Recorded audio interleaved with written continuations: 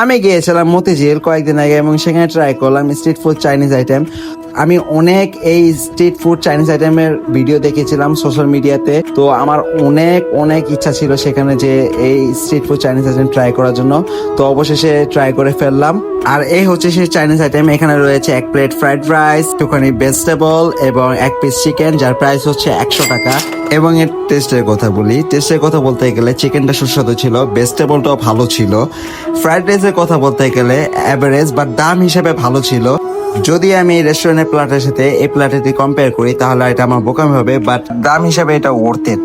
আর মতিঝিলের কর্মজীবী লোকেদের জন্য একটা পারফেক্ট একটা খাবার আমি মনে করি, এই জন্যই আমি এটাকে ওয়ার্থ ইট বলবো।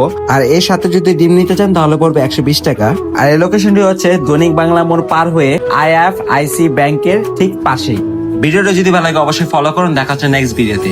ইশকে হ্যাঁ।